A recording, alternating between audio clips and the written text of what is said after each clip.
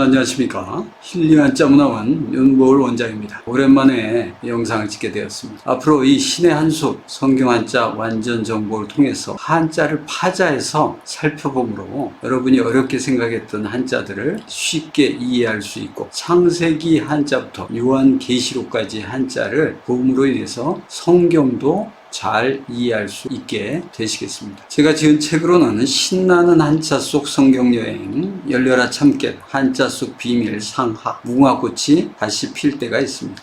아담 때부터 해서 구체적으로 한두 단어씩 매 시간마다 공부해 보도록 하겠습니다. 아담 노아 시대의 한자에는 하나님이 천지를 창조하시고, 그러나 아담이 범죄함으로 인해서 허물 죄가 드러났는데, 이 죄의 글자가 어떤 내용인지, 또 노아가 배를 만들었는데 8사람이 그 배에 탔다는 것이죠. 그리고 노아의 후손이 바벨탑을 지음으로 인해서 결국 하나님이 흩으셨다는 겁니다. 다음으로는 아브라함 모세 시대의 한자, 아브라함에게 이르시되 너는 본토 아비집을 떠나 내가 지시할 땅으로 가라 하신 그 지시부터 시작해서 네가 큰 민족을 이루게 될 것이다, 이런 것이고요. 그리고 모세에게는 10계명 두 돌판에 써주셨는데, 그것이 2계명부터 4계명이 하나님 사랑, 그리고 5계명부터 10계명까지가 이웃사랑 실천 방법이 되겠습니다. 그 다음으로는 사사시대, 왕권시대, 선지시대의 한자들을 살펴보겠습니다. 또한 예수님 때 복음시대의 한자, 예수님이 오셔서 우리에게 구원을 받을 길을 열어주셨는데, 과연 구원의 한자 속에서는 어떠한 의미들이 들어있는지, 또 기도는 어떻게 하는 것인지, 또한 우리가 천국은 어떻게 들어가는 것인지, 그리고 적법과 불법,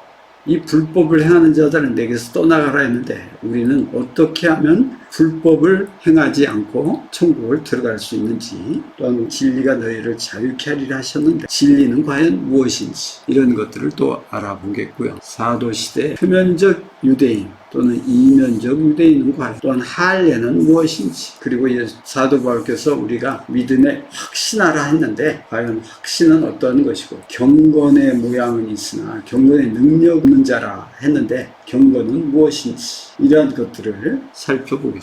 마지막으로 요한계시록 관련 한자가 있겠습니다. 예수 그리스도의 계시라 했다면 예수는 야소라고 합니다. 그 야소의 한자가 하나님의 섭리가 들어있는 내용입니다. 또한 그리스도, 기독이라는 그 안에 무슨 뜻이 들어있는가, 그리고 마지막 종말에는 재앙이 있는데 과연 어떤 재앙이며, 또 반국을 소송한다고 하는데 소송은 어떻게 하나님이 하시는가, 이러한 것들을 파자를 통해서 자세히 알아보도록 하겠습니다. 그렇다면 오늘은 첫 번째로 선택을 해보도록 하겠습니다. 하나님께서 사람을 지으시고 생기를 불어넣으셨다고 했습니다.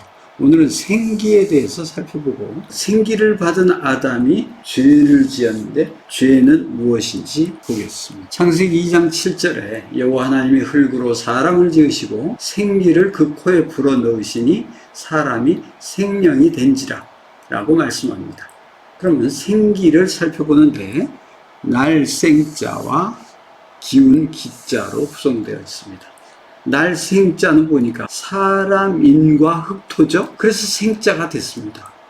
그러므로 사람은 어디서 났습니까? 흙에서 난 것이죠. 하나님이 흙으로 사람을 지었다고 하셨으니까요. 그래서 신토 불이라, 바로 몸과 흙은 둘이 아니고 하나다, 이런 뜻이죠. 그래서 그 흙의 원소나 사람의 육체의 원소 기호가 같다, 이런 말씀들을 하는 것이죠. 그러므로 사람은 흙에서 났습니다. 그런데 무엇이 필요한가요? 이제 기운이 필요합니다. 그렇다면 기운 기자를 파자를 해보면 부활걸자가 여기 이렇게 있는 것입니다.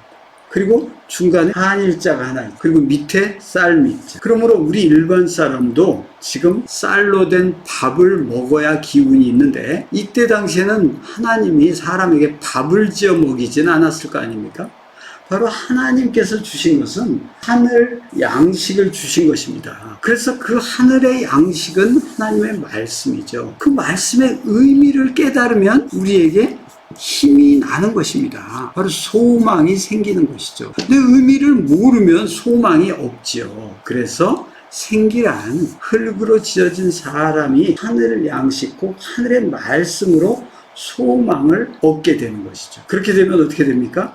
생명이 된다는 것입니다. 생명이란 살아있는 영적 존재라는 것이죠. 바로 하나님을 아는 영적인 사람, 리빙 소울이 되었다는 것입니다. 그러므로 우리도 하나님의 말씀의 의미를 깨닫고 소망을 얻어서 영적인 고차원적인 사람이 되어야 하겠습니다. 다음은 죄입니다.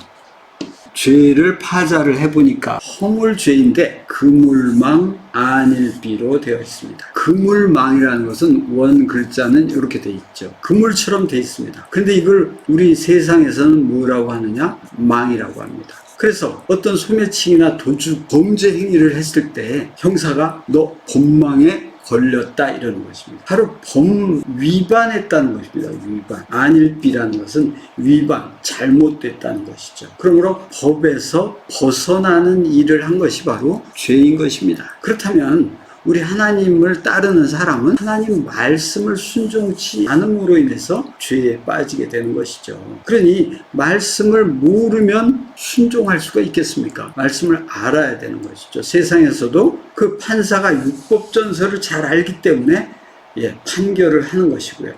또 일반인들은 그 법을 모른다고 무조건 모른다고 잡아떼면 되는 게 아니라 모름으로 인해서 범법이 돼버리면 결국 죄인이 되는 것입니다. 그러므로 이 죄인이 되는 것을 면하기 위해서는 법을 알아야 됩니다. 판사만 아는 것이 아니라 일반인도 알아야 되는 것이죠. 그런데 우리는 하나님을 믿는 사람인데 그럼 하나님의 법 안에 성경 전설을 알아야 천국에 갈 수 있는 것입니다. 그래서 오늘은 생기, 하늘 양식으로 기운이 나는 것을 말씀드렸고, 두 번째는 죄, 법망에서 벗어나서 하나님의 뜻을 행하지 않는 것, 이것이 죄라는 것을 살펴보았습니다. 네, 오늘 두 단어를 살펴봤는데요. 앞으로 이 시간들을 통해서 정말 하나님이 원하시는 그 뜻들, 우리에게 행하시고자 하는 하나님의 역사들을 한자 속에서 계속해서 살펴보도록 하겠습니다. 시청해주신 여러분 감사합니다.